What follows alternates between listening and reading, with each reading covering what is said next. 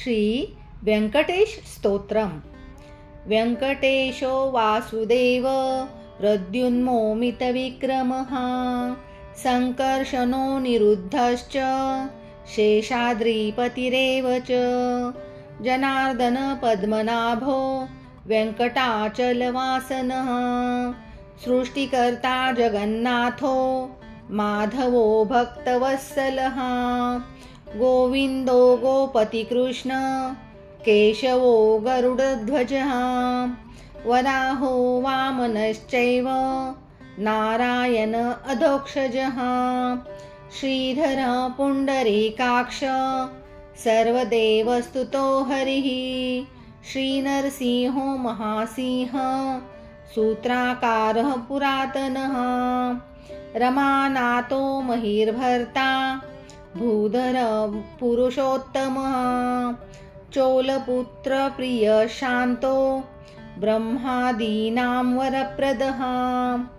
श्रीनिधि सर्वभूतानां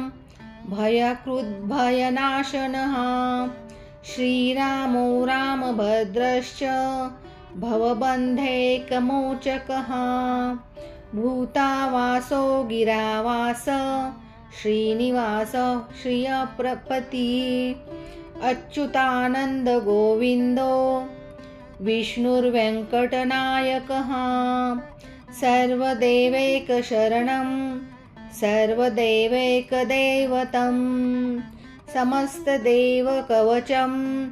सर्वदेवशिखामणिः इतीदं कीर्तियं यस्य विष्णोरमिततेजसः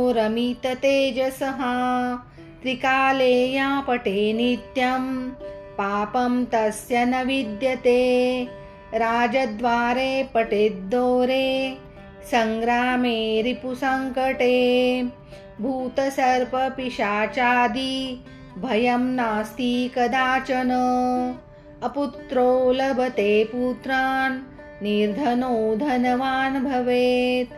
रोगार्तो मुच्यते रोगात् बद्धो मुच्यते बन्धनात् यद्यदिष्टतमं लोके तत्तत् प्राप्नोत्यसंशयः ऐश्वर्यराजसन्मानं भक्तिमुक्तिफलप्रदं विष्णोर्लोकैकसोपानं सर्वदुःखैकनाशनं सर्वैश्वर्यप्रदं नृणां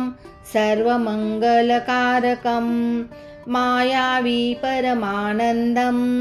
त्यक्त्वा वैकुण्ठमुत्तमं स्वामी पुष्करनीतीरे रमया सह मोदते कल्याणाद्भुतगात्राय कामितार्थप्रदायिने श्रीमद्वेङ्कटनाथाय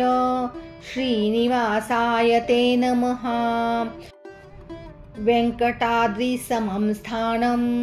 ब्रह्माण्डे नास्ति किञ्चन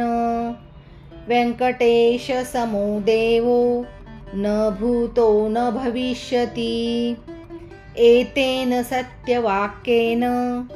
सर्वार्थान् साधयाम्यहम् इति ब्रह्माण्डपुराणे ब्रह्मनारदसंवादे श्री वेंकटेश स्तोत्रं संपूर्णम्। धन्यवाद।